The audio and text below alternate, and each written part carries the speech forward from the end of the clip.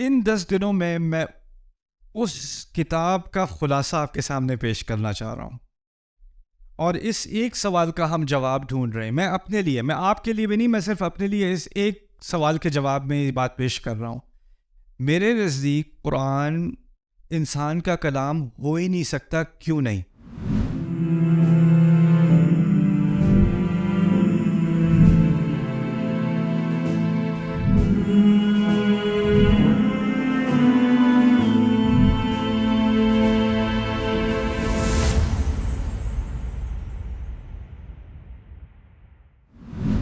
الحمد للہ رب العالمین والصلاة والسلام علی سید الانبیاء والمرسلین وعلی آلہ وصحبہ اجمعین. چلیں میں آپ سے اس کورس کے بارے میں کچھ باتیں کرتا ہوں. یہ کورس اصل میں اس کی شروعات ہوئی تھی جب میں کالج میں تھا، اور کالج میں نے ایک کورس لیا تھا کمپیریٹیو لٹریچر. اس میں فلسفے کی کچھ کتابیں، اس میں بائبل، اس میں یونائٹڈ اسٹیٹس کانسٹیٹیوشن، اور اس میں قرآن کا بھی کچھ حصہ ہمارے کورس اسٹڈی کا حصہ تھا. ہمارا پروفیسر تو لٹریچر کا پروفیسر تھا، اور سارا مٹیریل انگلش میں تھا. اور اس میں ایک ہمیں ہوم ورک اسائنمنٹ دی گئی تھی. میرا پہلا سیمسٹر تھا کالج میں، نیو یارک میں، اور اسائنمنٹ یہ تھی کہ بائبل میں جوسف کی کہانی جو ہے، story of Joseph in the book of Genesis, اس کا آپ نے تقابل کرنا ہے قرآن میں سورہ یوسف سے. سورہ یوسف 12ویں سورت میں سیم اسٹوری آف جوسف، اور یہاں پر بائبل کی اسٹوری. ان دونوں کا آپس میں کیا تعلق ہے، ان کا کیا کمپیریسن ہے. تو مجھے جب یہ اسائنمنٹ ملی، میں نے پہلی دفعہ سورہ یوسف ترجمے کے ساتھ پڑھی، انگلش ترجمے کے ساتھ، اور مجھے وہ بہت ہی کنفیوزنگ لگی. پہلے میں نے بائبل کی اسٹوری پڑھی تھی. اچھا، بائبل کی اسٹوری میں نام بھی ہے، ماں کا نام بھی ہے، باپ کا نام بھی ہے، بھائیوں کا نام بھی ہے، کہاں پر رہتے تھے، کون سے گاؤں میں رہتے تھے، مصر کیسے پہنچے، مصر میں کس علاقے پر پہنچے، وہ جو منسٹر تھا عزیز، اس کا کیا نام تھا، اس کی بیوی کا کیا نام تھا، ساری معلومات تھیں. آپ قرآن پڑھو تو نہ بھائیوں کا نام، نہ ماں کا تو ذکر بھی نہیں. اور پھر جو بائبل میں قصہ ہے اس میں جگہوں کے نام، یہاں پر جگہوں کا بھی کوئی ذکر نہیں، کوئی خاص نہیں، بس مصر کا ایک لفظ کہہ دیا ایک دفعہ بس. اب وہ مصر کا باقاعدہ منسٹر ہے، لیکن اس کو بھی العزیز، یعنی جس کے پاس اقتدار ہو، بس اتنی سی بات کیا کہ آگے بات چلتی. اس کی بیوی کا نام نہیں، کوئی بھی تفاصیل نہیں. تو لگا یہ کہ قرآن میں بہت ساری معلومات مسنگ ہیں. بائبل میں بہت زیادہ معلومات ہیں اور قرآن میں بہت ساری چیزیں مسنگ ہیں. اور اس بات سے مجھے ایک کنفیوژن بھی ہوئی اور غصہ بھی آیا کہ ایک انا ہوتی ہے نا، پیدائشی مسلمان ہے، اور اب لگ یہ رہا ہے کہ بائبل جیت رہی ہے. مذہبی اعتبار سے بھی نہیں، لیکن ایک ہیریٹیج ہے ہماری، میں مسلمان ہوں، پیدائشی مسلمان ہوں، اور ہمیں قرآن پر فخر ہے. سمجھ آتا ہو نہ ہو، فخر ضرور ہے. اور بچپن سے یہ سنا ہے کہ اس کا ایک ایک لفظ ایک ایک مقام پر بالکل پرفیکٹ ہے، اس سے آپ ایک لفظ کو اپنی جگہ سے ہٹا نہیں سکتے، اور اس میں کوئی چیز نہ زیادہ کی جا سکتی ہے نہ کم کی جا سکتی ہے. تو لا یأتیہ الباطل، اس پہ تو کوئی باطل آ ہی نہیں سکتا. تو اس غصے کی وجہ سے مجھے سمجھنے کی خواہش ہوئی کہ میں اس قرآن کو، شاید ترجمے میں کچھ مسنگ ہے، شاید عربی میں کوئی ایسی بات ہو رہی ہے جو ترجمے میں مسنگ ہے. اور اس وقت سے میری ایک دلچسپی ہوئی قرآن کو بغیر ترجمے کے سمجھنے میں. اور جب میں نے عربی کے بعد قرآن کا مطالعہ شروع کیا تو میرے ذہن میں اور بھی مزید سوال آنے شروع ہو گئے، کیونکہ اللہ تعالیٰ قرآن میں جب بات کرتے ہیں، آپ نے کسی میں تھوڑا سا بھی قرآن پڑھا ہو تو قرآن میں کچھ ایسی کوالٹیز ہیں جو اور کتابوں میں نہیں ہیں. اللہ تعالیٰ فرض کریں کبھی تقوی کی بات کرتے ہیں، لیکن ایک دفعہ نہیں کرتے، بار بار کرتے ہیں. 200 سے زیادہ مرتبہ ایک ہی مضمون پہ، تقوی پہ ذکر کیا جا رہا ہے، تقوی کا. اگر کسی ایک قصے کی بات ہو رہی ہے، موسیٰ علیہ السلام کا قصہ ہو رہا ہے، تو وہ ایک مقام پر مکمل بات نہیں کی جا رہی، تھوڑی سی یہاں، تھوڑی سی وہاں، تھوڑی سی وہاں، یعنی ٹوٹا ہوا ایک چھوٹا سا ٹکڑا ادھر، ایک ٹکڑا ادھر، ایک ٹکڑا ادھر. پھر دوسری بات، اگر قصہ دوبارہ دہرایا بھی جا رہا ہے تو اس کی تقریباً کچھ تفاصیل وہی ہیں جو پہلے بھی کہی جا چکی ہیں، تو دوبارہ کہنے کا کیا فائدہ. آپ کسی اور کتاب کو کھول لو، اس میں اگر کوئی پرانی بات یا چیپٹر 5 پہ آپ پہنچے ہو، 5ویں باب پہ پہنچے ہو، اور اس میں تیسرے باب کا کوئی حوالہ دینا ہوتا ہے، تو جو کاتب ہوتا ہے، آتھر ہوتا ہے، وہ کہہ دیتا ہے آپ فلانے پیج پہ چلے جائیں، اس بات کا وہاں ذکر ہو چکا ہے. وہ پوری بات دوبارہ نہیں چھاپے گا، وہ صفحے کو ضائع نہیں کرے گا، رائٹ؟ لیکن قرآن میں ایسی بات نہیں ہے. قرآن جب آپ کتاب کے طور پہ پڑھتے ہو تو جو بات آپ نے پہلے پڑھی تھی وہی بعد میں بھی آ رہی ہے. کبھی کبھی وہی جملہ، وہی آیت، وہی ذکر، لفظ با لفظ دوبارہ ریپیٹ ہو رہا ہے. پھر دوسری بات کہ عام کتاب میں ایک ترتیب ہوتی ہے، پہلا چیپٹر، دوسرا چیپٹر، تیسرا چیپٹر. جو بات آپ نے پہلے میں سیکھ لی وہ آپ نے دوسرے میں نہیں سیکھنی، اس کی بنیاد پر دوسرے کی بات ہوگی، پہلے 2 کی بنیاد پر تیسرے چیپٹر کی بات ہوگی. اور اسی طرح ترتیب سے جتنا آپ آگے جاؤ گے اتنا مضمون آگے بڑھتا چلا جائے گا. اور اگر آپ مضمونوں کی یا چیپٹرز کی، ابواب کی ترتیب کو ادھر ادھر کرو گے نا تو کتاب کی کوئی تک نہیں بنے گی، کچھ سمجھ نہیں آئے گی یہ کیا ہو رہا ہے. لیکن قرآن کے اندر اگر آپ فرض کریں کوئی سورۃ العصر پڑھتا ہے اور اس کے بعد جا کے سورۃ البقرہ پڑھتا ہے اور اس کے بعد جا کے سورۃ التوبہ پڑھتا ہے، 9ویں سورت، پھر جا کے سورۃ الناس پڑھتا ہے، آخری سورت، بات پھر بھی اس کو سمجھ آ جائے گی. یعنی وہ ایک طرح سے ان میں سے ہر ایک سورت انڈیپینڈنٹ ہے، وہ خود سے ہی ایک کتاب ہے، اس کا کسی باقی حصے سے لگتا ہے کہ کوئی تعلق ہے یا نہیں ہے، کچھ سمجھ نہیں آ رہی. بات اور کتابوں کی طرح نہیں ہے. میں دینی اعتبار سے بات نہیں کر رہا، ادبی اعتبار سے بات کر رہا ہوں. آپ کسی بھی کتاب کو دیکھ لیں، اس کا سٹرکچر، اس کا نظام قرآن کی طرح کا نہیں ہے، اس کا سٹائل قرآن کی طرح کا نہیں ہے. تو یہ چیزیں جب میں نے نوٹ کی عربی میں بھی، تو پہلے تو میں سمجھ رہا تھا بات کو اور تفسیر کا مطالعہ میں نے شروع کر دیا تھا، لیکن یہ سوالات میرے ذہن میں رہے کہ قرآن اس طرح کیوں ہے، اللہ تعالیٰ اس طرح بات کیوں کرتے ہیں، اس کا کیا مقصد ہے. اور پھر دوسری بات کہ سورت کے اندر بھی، ایک سورت کے اندر جس طرح کسی کتاب میں عنوان ہوتا ہے، چیپٹر کا عنوان ہوتا ہے، آپ کو پتہ چل جاتا ہے کہ اس پورے چیپٹر میں اس پر بات ہوگی. آپ آل عمران کو کھولیں، آل عمران کا مطلب ہے عمران کا گھرانہ. آل عمران کی 200 آیات کا آپ مطالعہ کریں، عمران کے گھرانے پہ بہت تھوڑی آیات ہیں، اکثریت کسی اور چیز کے بارے میں بات ہو رہی. سورۃ البقرہ کوئی چیپٹر کا نام پڑھ لے، بقرہ، وہ کیا سمجھے گا کیا بات ہونی ہے اس کے اندر؟ گائے کے بارے میں بات ہو رہی ہے، بھینس کے بارے میں بات ہونی ہے، اور کیا بات ہونی ہے. لیکن جب آپ پڑھتے ہو تو وہاں ایک قصے کا ذکر تو ہے، لیکن وہاں بہت ساری باتیں اور ہر طرح کی بات ہو رہی ہے اس کے اندر. تو ان سوالات کے جواب کی تلاش میں میں نکلا، اور ان کا جواب مجھے نہ ترجمے میں ملا ان سوالات کا. میں نے سوال اپنے پاس رکھے، میری بری عادت ہے، مجھے کوئی سوال سے نہیں روک سکتا.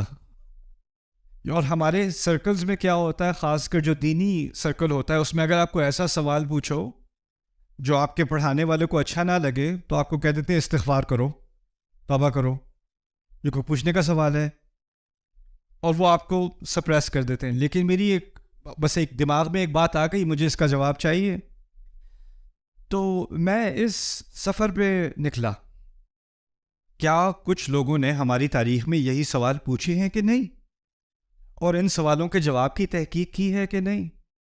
اور مجھے دل کو بڑی خوشی ہوئی کہ اس پر بہت کام ہوا ہے، بہت زیادہ کام ہوا ہے، لیکن اس کی اکثریت عربی میں ہے، اس کام کی اکثریت، اور اس کا ایکسپوجر عربوں کو خود بھی کم ہے. یعنی عام عرب آج کا اس کو ان باتوں کا علم نہیں ہے. اور اس کے علاوہ جو باقی مسلمان ہیں، جو اکثریت ہیں امت کی غیر العرب، ان کو تو بالکل بھی نہیں ہے. اور پھر دوسری بات یہ کہ یہ جو کتابیں ہیں جن میں ان باتوں کے بارے میں کچھ بات سکھائی گئی ہے، وہ ایسی علمی کتابیں ہیں، ایسی ٹیکنیکل کتابیں ہیں کہ اگر میں آپ کو ان کتابوں کا حوالہ دینا شروع کر دوں تو آپ کو پہلے ہی بات سمجھ نہیں آئے گی کہ وہ بات ہی اتنی پیچیدہ طریقے سے بات بیان کی جا رہی ہے. تو اس کورس، میں نے ایک کورس تیار کیا تھا 2005 میں، 2005 میں، ڈیوائن سپیچ کے نام سے. اس کا مقصد یہ تھا کہ تمام تحقیق ایک ویکینڈ میں کسی ایسے مسلمان کے سامنے میں پیش کروں جس کا عربی میں کوئی بیک گراؤنڈ نہیں ہے، اس کو بالکل عربی نہیں آتی، اس کو بالکل تفسیر کا کوئی علم نہیں ہے، لیکن اس نے قرآن کا ترجمہ کھولا اور پڑھنا شروع کیا، اس کو کنفیوژن ہوئی کہ یہ کیا ہو رہا ہے، اس کتاب کے اندر کیا ہو رہا ہے. اور میں اس کے سامنے یہ بات واضح کرنا چاہ رہا ہوں کہ میں اس تحقیق کے بعد اس نتیجے پر کیسے پہنچا کہ یہ ایک انسان کے لیے ممکن ہے ہی نہیں. یہ کلام انسان کے لیے ممکن نہیں ہے.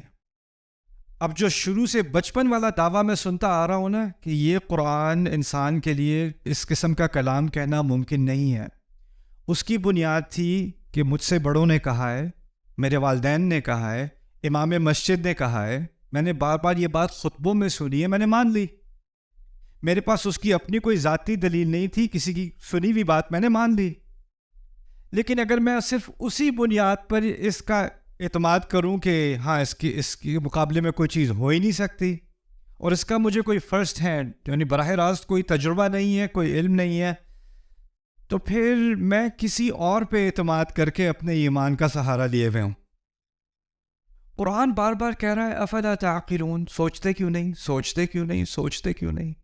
اور ہم کہہ رہے ہیں کسی اور نے سوچ لیا وہ ہمارے لیے کافی ہے. تو اس سیمینار کا مقصد یہ ہے کہ وہ جو کورس میں نے کئی سال پہلے تیار کیا تھا، پھر اس کے بعد وہ ایک کتاب بھی بنی، الحمدللہ وہ یونیورسٹیز میں بھی پڑھائی جا رہی ہے، یہاں تک کہ نان مسلم یونیورسٹیز میں ییل میں بھی پڑھائی جا رہی ہے، قرآنک اسٹڈیز کے اندر ملیشیا میں بھی پڑھائی جا رہی ہے. ان 10 دنوں میں اس کتاب کا خلاصہ آپ کے سامنے پیش کرنا چاہ رہا ہوں، اور اس ایک سوال کا ہم جواب ڈھونڈ رہے ہیں. میں اپنے لیے، میں آپ کے لیے بھی نہیں، میں صرف اپنے لیے اس ایک سوال کے جواب میں یہ بات پیش کر رہا ہوں. میرے نزدیک قرآن انسان کا کلام ہو ہی نہیں سکتا. کیوں نہیں؟ اس کی کئی وجوہات ہیں، ان میں سے کچھ وجوہات کا ہم ابھی جائزہ لیں گے. تو جو قرآن، جس کو اس کورس کا نام میں نے رکھا ہے آخری معجزہ، آپ کو پتہ ہوگا نا، تو یہ جو نام میں نے رکھا ہے نا، اس کے بارے میں ایک دو باتیں پہلے سمجھ لیں، پھر ہم اپنا کام آج کا شروع کرتے ہیں. ویسے ہم آج بیہائنڈ ہیں، میرا مقصد تھا آج فاتحہ کے بارے میں مکمل بات ہو جائے گی، مجھے نہیں لگتا کہ ہوگی، لیکن کوشش کریں گے انشاءاللہ. میں رش نہیں کروں گا، اگر زیادہ ٹائم چاہیے تو کل کر لیں گے، اگلے دن کر لیں گے انشاءاللہ، لیکن میں مٹیریل کو رش نہیں کرنا چاہ رہا. اب میں چاہتا ہوں کہ آرام سے ایک چیز کو آپ صحیح طرح سے سمجھیں، اس کے بارے میں سوال ہوں تو آپ کو سوال پوچھنے کا بھی موقع ملے. قرآن کے معجزے کے بارے میں ایک بات سمجھ لیں. اگر کوئی سمندر میں غوطہ لگاتا ہے، گہرائی میں اترتا ہے، وہاں اس کو موتی ملتا ہے یا کوئی خاص قسم کی مچھلی ملتی ہے، اور وہ نکال کے وہ لاتا ہے اور کہتا ہے یہ دیکھو میں نے کیا ڈھونڈا سمندر میں سے، اور وہ یہ دعویٰ کرے کہ اصل جو سمندر کا خزانہ ہے نا وہ میرے ہاتھ میں ہے، کیا اس کا دعویٰ صحیح ہوگا؟ سمندر بہت بڑی چیز ہے، آپ بہت چھوٹی چیز ہو. آپ جتنے بھی غوطے لگا لو، پوری زندگی غوطے لگاتے رہو، آپ کے پاس اتنے سے موتی آنے ہیں آپ کے ہاتھ میں، اور باقی کتنے لامعلوم خزانے پیچھے رہ گئے، نامعلوم خزانے آپ کو پتہ بھی نہیں، دنیا کو بھی نہیں پتہ. قرآن کی مثال اللہ تعالیٰ نے خود دی ہے ایک سمندر کی طرح کی، بلکہ ایک نہیں کئی سمندر کی طرح. قُلْ لَوْ كَانَ الْبَحْرُ مِدَادًا لِكَلِمَاتِ رَبِّي لَنَفِدَ الْبَحْرُ قَبْلَ أَن تَنْفَدَ كَلِمَاتُ رَبِّي وَلَوْ جِئْنَا بِمِثْلِهِ مَدَدًا. کہہ دو کہ اگر میرے کلمات، میرے الفاظ سمندر کی طرح ہوتے. اس کی مثال دی اللہ تعالیٰ نے. اب سمندر کی مثال سے کیا فائدہ ہوا؟ ہم قرآن میں تدبر کرتے ہیں جیسے کوئی غوطہ لگانے والا سمندر میں غوطہ لگاتا ہے. اگر میں ساری زندگی سمندر کے اندر گزار دوں نا اپنی، تو میرے جسم پہ، پورے جسم پہ کچھ قطرے ہی لگے ہوں گے. میں نے پورے سمندر کا تجربہ نہیں کیا، اور میں گہرائی میں بھی اتر جاؤں تو میرے ہاتھ میں 1-2 موتی آنے ہیں، 5-6 آنے ہیں، 500 آ جانے ہیں، 1000 آ جانے ہیں. میں کبھی یہ دعویٰ نہیں کر سکتا کہ میرا پورے سمندر پر عبور ہے، یا میں پورے سمندر کا تجربہ کر چکا ہوں، اور اس میں جو خزانے تھے وہ میرے ہاتھ میں ہیں. یہ بھی ہو سکتا ہے کہ کوئی اور غوطہ لگائے، اس کو کوئی اور خزانہ ملے اور مجھے کوئی اور ملے، اور میں کہوں اصل خزانہ یہ ہے، اور وہ کہے اصل خزانہ یہ ہے. کس کی بات صحیح ہے؟ ایک طرح سے دونوں کی بات صحیح ہے، لیکن دونوں کی بات غلط بھی ہے. ایک خزانہ یہ ہے اور ایک خزانہ یہ ہے. یہ بھی ہو سکتا ہے کہ وہ میرے خزانے کو دیکھے، میرے موتی کو دیکھے کہ یہ تو بس صحیح ہے، لیکن اصل چیز یہ ہے، میرے نزدیک بہتر خزانہ یہ والا ہے. یہ بھی ممکن ہے، یہ عین ممکن ہے. اس سیمینار میں جن چیزوں کے بارے میں قرآن کے متعلق جو باتیں آپ کے سامنے پیش کروں گا ان کا تعلق زیادہ تر 90% میرے نزدیک ایسی چیزوں سے ہے جو وقت کے ساتھ بدلیں گی نہیں.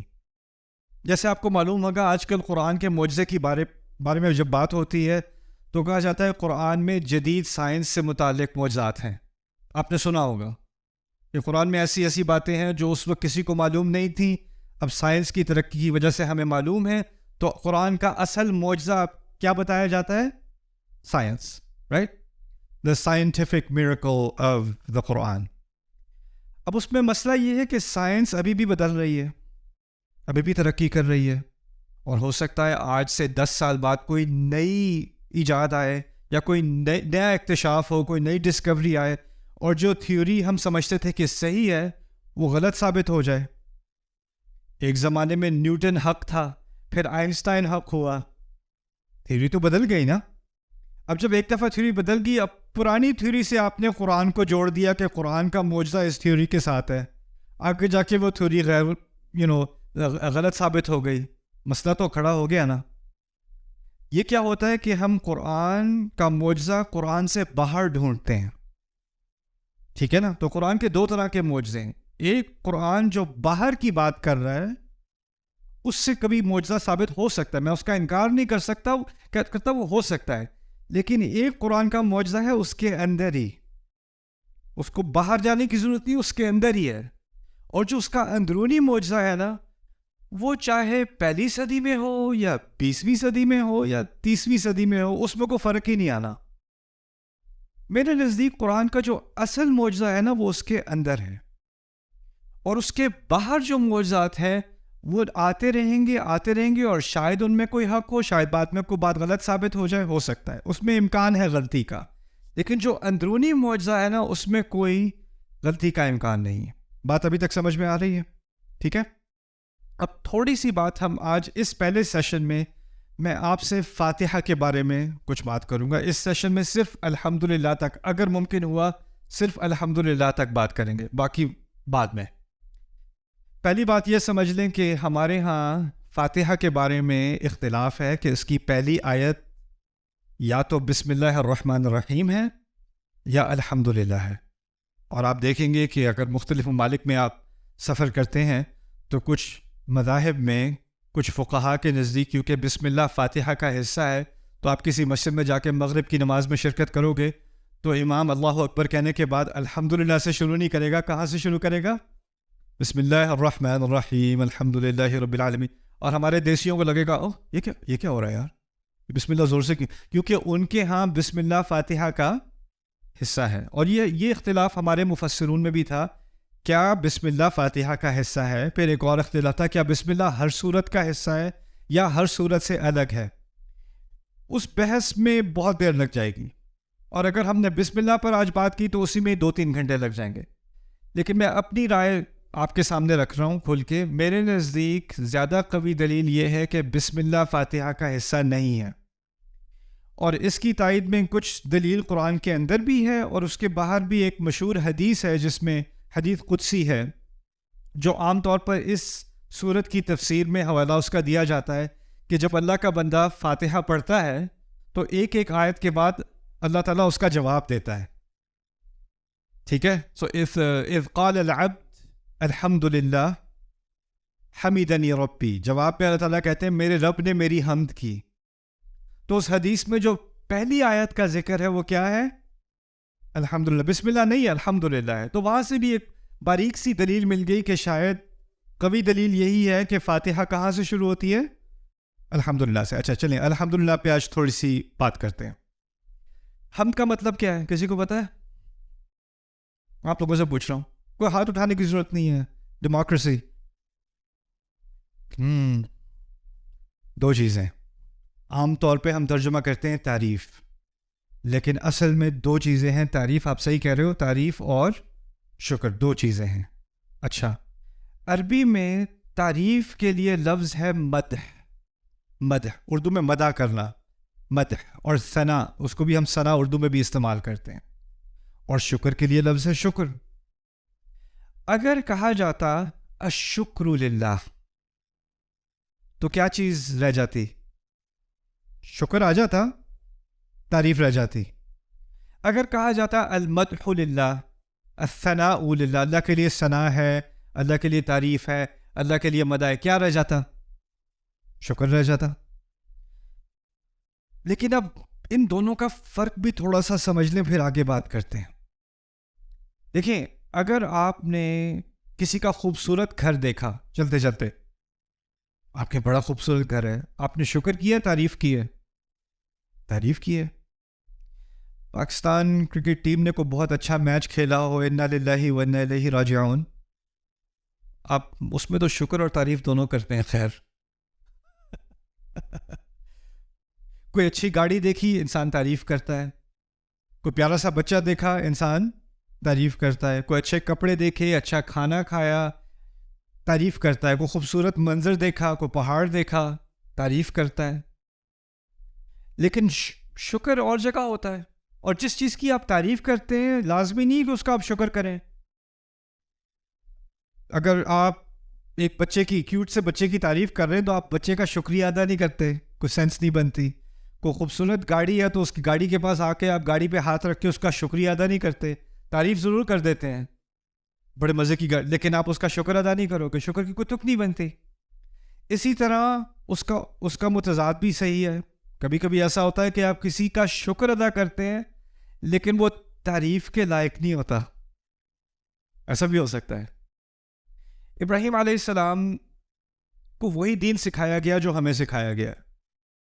ہمیں کیا دین سکھایا گیا؟ انشکر لی ولی والدیک، اپنے رب کا شکر کرو اور دونوں والدین کا شکر کرو. شکر کی بات کی ہے نا. تو جو حکم ہم پر ہے وہی ابراہیم علیہ السلام پر ہے. اب ابراہیم علیہ السلام کے والد محترم شکر کے تو مستحق ہیں، والد ہے، لیکن تعریف کے مستحق ہیں کہ نہیں؟ نہ.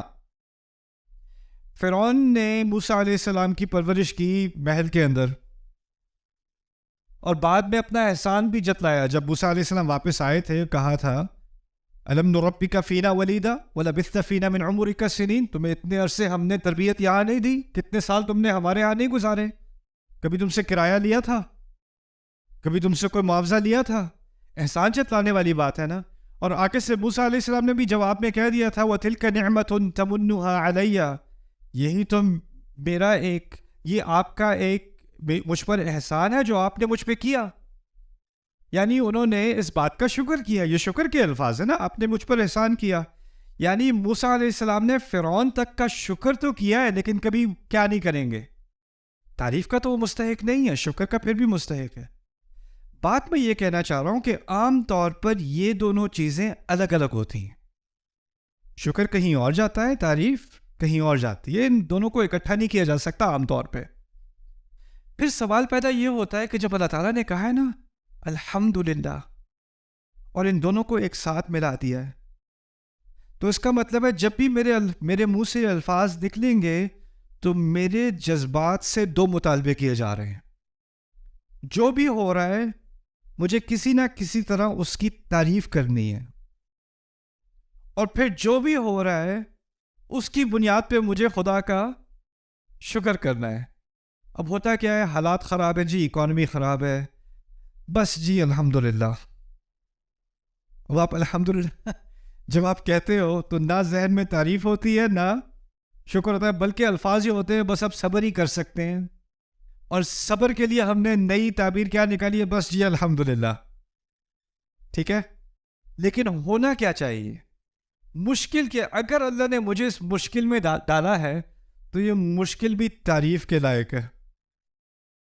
اور اگر میں اس مصیبت سے گزر رہا ہوں تو اس میں اللہ کی کوئی نہ کوئی نعمت ہے، وہ پھر بھی میں اس کا شکر کروں گا. یہ ذہنیت ہے الحمدللہ کی، دونوں چیزوں کو کمبائن کر کے.